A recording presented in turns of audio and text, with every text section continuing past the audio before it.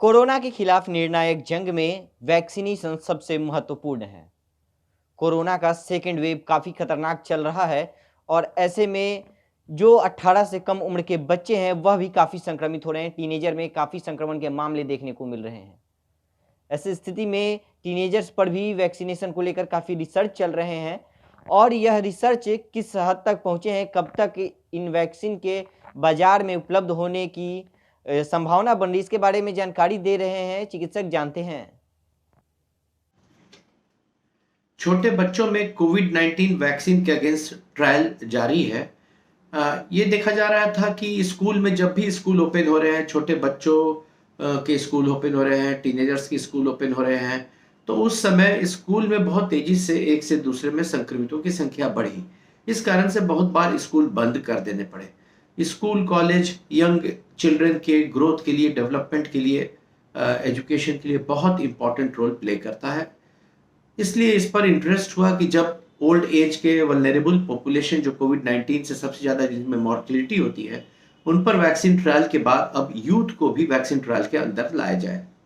इसमें 2 vaccine trial जो team CoV करके मॉडर्ना ने जो एफडीए के लिए अप्रूवल के लिए अपने डेटा को प्रस्तुत भी किया है, जो 12 साल से 17 साल के बीच के टीन एजर्स हैं उनके लिए, और फाइजर ने भी अपने डेटा को अप्रूवल के लिए सबमिट किया है।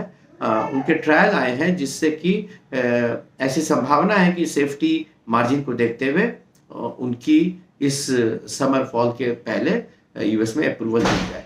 ये बहुत बड़ी, अगर अप्रूवल होती है तो बहुत बड़ी बात होगी, क्योंकि यंग चिल्ड्रन टीनेजर्स भी इसके फोल्ड में आएंगे वैक्सीनेशन के, या उनको वैक्सीनेशन पड़ेगा तो बहुत हद तक एसिम्प्टोमेटिक कैरियर्स या फिर बच्चों के द्वारा जो सुपर स्प्रेडर हो पाते हैं स्कूल इवेंट्स, ये सब उसे खोलने में आसानी होगी स्कूल को, और साथ ही साथ इसके ट्रांसमिशन पर हम लोग इफेक्टिवली रोक लगा पाएंगे। इसके साथ जो एस्ट्राजेनेका का जो वैक्सीन है जिसे इंडिया मैन्युफैक्चर कर रहा है कोविशील्ड के नाम से, उसमें भी ट्रायल अभी शुरू हुए हैं, और जो पॉपुलेशन ग्रुप है 12 से 17 साल का, उसमें ट्रायल चल रहे हैं।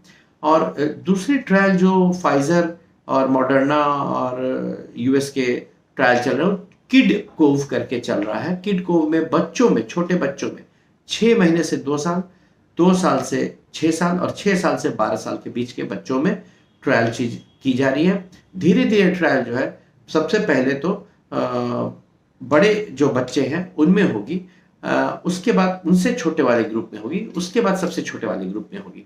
बच्चों में इम्यूनिटी जो है वो डिफरेंटली एक्ट करता है, इम्यून सिस्टम एडल्ट के तुलना में। तो बच्चों का डोजिंग क्या हो, कम ही डोज में अप्रोप्रिएट इम्यूनोजेनिसिटी होती है कि नहीं, कम ही डोज में अप्रोप्रिएट इम्यून रिस्पॉन्स हो रहा है कि नहीं, और उसके साथ साथ जो इम्यून रिस्पॉन्स बड़ों में जैसे देखा जा रहा है, उसके हिसाब से और क्या करने की आवश्यकता है, वो सब डिसाइड इसी ट्रायल पर होगा। होपफुली छोटे बच्चों का ट्रायल भी अगर सक्सेसफुल होता है तो ये बहुत बड़ी अचीवमेंट होगी, और नेक्स्ट ईयर तक उम्मीद है कि छोटे बच्चों का भी वैक्सीन आ जाए। मैं डॉक्टर दिवाकर तेजस्वी, पटना।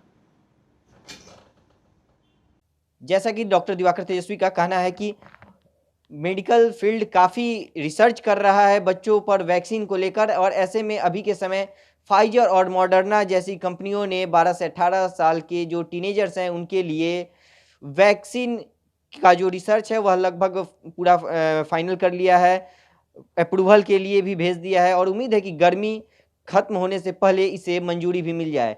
इसके अलावा उनका कहना है कि एस्ट्राजेनिका का जो वैक्सीन है कोविशील्ड, वह भी रिसर्च की प्रक्रिया में आखिरी दौर में है, और उम्मीद है कि अगले साल तक बच्चों के लिए भी वैक्सीन विश्व भर में उपलब्ध हो जाएगा। ईटीवी भारत के लिए पटना से कृष्ण नंदन।